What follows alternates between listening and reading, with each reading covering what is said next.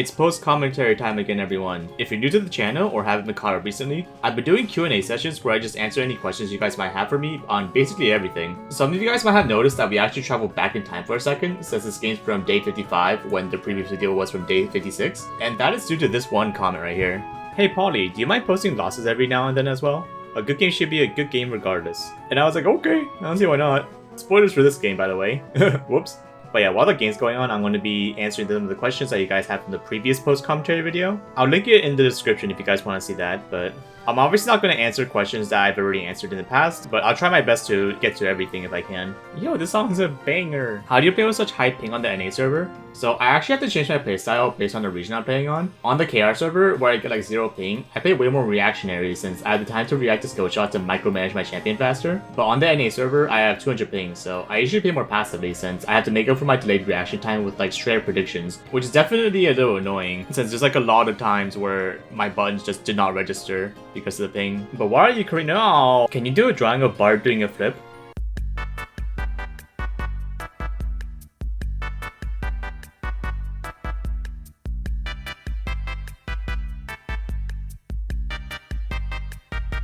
My god, he's done it! Yes! Alright, next one. Can you show us one of your drawings? What is your favorite manga/anime? I draw maybe like once every few months, but this is the most recent one I drew for someone's birthday. I would love to draw more, but I'm usually busy editing videos and other IRL stuff, so I got no time, bro. I think my favorite manga or manhwa is either Solo Leveling or Haikyuu, and my favorite anime is probably Fullmetal Alchemist Brotherhood, just because I like how the side characters actually feel relevant throughout the entire story instead of falling off like other animes usually do. Hi Polly, do you play Magic the Gathering? Nope. If you could give Bard a legendary, what theme would you pick? Probably Star Guardian. Maybe for the next Q&A. Can I get to the next video?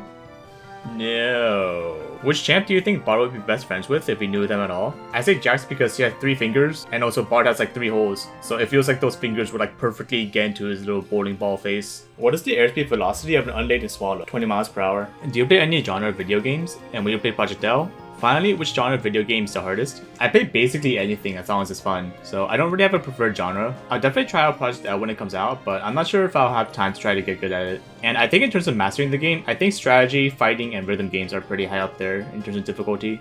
Hello Polly, what did you used to do as your normal day job? I never had a regular full-time job since I basically became a content creator as soon as I finished college, but I used to do freelance 3D animation stuff, and I also worked part-time at a restaurant for a while. Hi Polypuff, your videos are fantastic and have taught me a bunch of nifty tricks.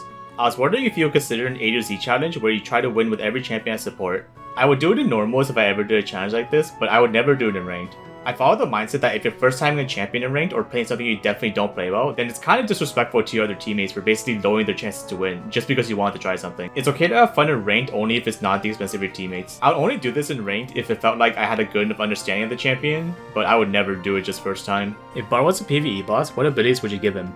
Imagine there was a boss that would just like randomly show up in the middle of another boss fight, like he's just there, he just roamed around.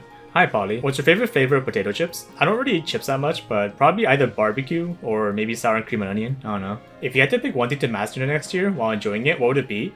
Probably just art. I would love to be good at art right now. Hi Polly, what's your favorite dish to go with rice? Dude, my guilty pleasure is probably like rice, and then you get some spam and kimchi, and then you just eat that. Like dude, I know it's bad for your body, but it's so good. Polly, say hi to my friend Alex. Hi to my friend Alex. Hi Polly, how do you maintain your mental for those sanity breaking impossible challenges?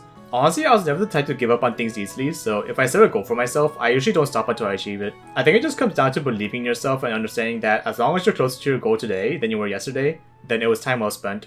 How was your holiday? Oh, I just worked. I feel like when you become a content creator, like you don't really have rest days for the most part because you have to like constantly make videos and stuff, so yeah, for me the grind never ends unfortunately. My question then is, what is the meaning of life for you? Also, why Bard? Oh, it sounded like philosophical. But the TLDR is basically the meaning of life for me is dank memes. If you want to skip the long answer, then go to this time frame in the video because I'm going to be talking about this for a while.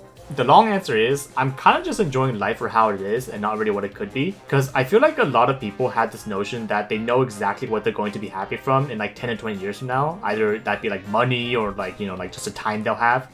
So they work every day with the idea that when they retire, they'll be able to enjoy life, or they'll be rewarded from their efforts with something amazing later down the line. But you never know what's going to happen, right?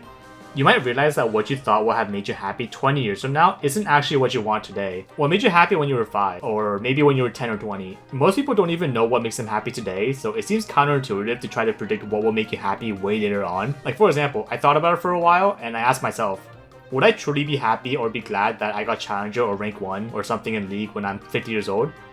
Would I look back at the years of spamming ranked in my room by myself and be genuinely satisfied with where I ended up? For me at least, probably not. Even though I'm literally a League of Legends content creator, I actually don't really play the game that much. I'm not saying that other people can't be happy with this lifestyle since everyone's different and has their own experiences and desires. But for me, I've realized that what makes me truly happy is seeing the people around me enjoy where they are right now, which then gives them the motivation to look ahead to the future. I don't want to say something cheesy like I want to spread happiness to the world because I'm not a fan of blind optimism since you do have to accept reality sometimes. But I just think that it's so sad when I see my friends or other streamers in general lose the motivation to pursue their careers, either due to their personal circumstances or things they couldn't control, and they end up quitting or leaving. There really isn't much I can do as an individual, so at the very least I want them to understand that while they're here, I appreciate everything they do, and I try my best to make them feel that way. I'm not gonna lie, I used to donate a lot of my income to streamers, like I still kinda do, but then I realized I was running out of money pretty fast. That's weird. So I came up with another solution. One of the reasons why I started learning art was because I would see these artists on Twitter draw things for people for their birthdays, and I thought it was like the sweetest thing ever. So I basically started giving free things to others as a replacement for the money I didn't really have. So that's either through art, animation through emotes, and other stuff, etc. Because no one really knows when they're gonna die. Instead of thinking too much about where I think I will be in the future, I would much rather do everything I can to enjoy myself in the present, and the future will eventually come whether we like it or not. I would love to be able to support my friends and other creators for as long as I can, while also having fun along the way, since I truly believe they deserve to know just how much they matter to others. And I also want my viewers to enjoy their time watching the random videos and memes I post on the channel, because you never know when the next upload might be the last one, right? We just have to be happy with what we have and hope that it will continue in the future. Also, I play Bard because he's funny. What is your favorite video game OST and favorite League song? My favorite League song is probably Warriors, and I like a ton of video game OSTs to sing out just one. But from recent memory, I'd say I enjoy listening to the Ancient Poni Pass soundtrack from Pokemon Sun Moon. I'll leave it up in the background so you guys can hear it. Poly, what are some of your IRL hobbies? I know a common hobby amongst Ajashis in Korea is to go fishing. Does that apply to you? And do you touch grass, Poly? The only thing I have time for outside of content creation as a hobby is art. And I actually do like to fish with my fellow other Korean Ajashis, but I usually only go outside nowadays to do some cardio and get some groceries and whatnot. This is maybe a strange question, but are you from Korea? If not, why did you move in? Anyway, I live in content, have a nice day. So I was basically born in Korea, and then I went to America when I was 5 years old. But then I came back to Korea for college after high school, and I've been here ever since. They always ask why are you Korean, but never how are you Korean? How are you Korean? Oh. Can you give me one of your iconic yippies? They always brighten my day. Yippee. Hi Poly, what's your opinion on new champs, since people argue over them a lot? Honestly, compared to Yumi, I think every new champion is doing a great job. Do you believe in complex life form other than us in the universe? I think it's less of a matter of if there's life in the universe and more so the when, right? Because with how big and old the universe is, I feel like it would be weirder if there just so happened to be two different complex life forms in two different places that just exist at the same time, much less interact with each other at some point, you know? Another post-commentary vid, here you go, 2 questions. I know you love Yumi, so if you had to do a challenge only playing Yumi, what would it be? If anything, I'd probably do a how long does it take before I get flamed for playing Yumi challenge, but that'd be a pretty short video. And number 2, editing is very tiresome and time consuming. Have you ever thought about hiring an editor? So I actually get asked this question a lot, but I don't want an editor for a lot of reasons. One is I'm of the mindset that if I have the knowledge to do something myself, then I should just do it. And I see no point in hiring an editor when I had the skill sets to just edit my own videos. Number 2, if anything, it sounds like it'd actually be more of a hassle because I had to communicate back and forth on what videos or changes should be made, and this isn't even considering if the editor already has the flexibility or experience needed for the edits I want. And also imagine I hire an editor that lives in an entirely different time zone, and it takes like 7 hours to get a response back regarding a video change, when I probably could have just started and finished the same video in the same time frame before I even got a message back. And number 3, most of my revenue comes from my YouTube channel, and I don't make nearly enough during the year to justify paying someone to do the work, since I basically just take a net loss overall for no reason. People always say things like, oh, but you could just use the time to do other things for money, but I don't really want someone else to have control over my channel when I basically spent the last 6 years building it up to what it is now.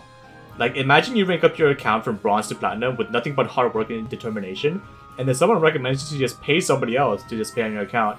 to push you to diamond, you know? Like, it doesn't feel right. That's the last answer we had time for today, since there's way too many to cover in just one video. Thank you to everyone that asked a question in the comments, and if you want to ask another one, or if yours didn't get answered, then feel free to post whatever you're curious about for the next post commentary video. This is actually the 700th video on this channel, so I kind of rushed to get this out in time as a commemoration. I'll still be streaming mainly on Twitch until Twitch career goes down on February 27th, but we'll have to see what I'll do afterwards, since we didn't really get any updated news regarding if we can still stream without monetization or not. But I hope everyone has a great day, and I hope to see you again.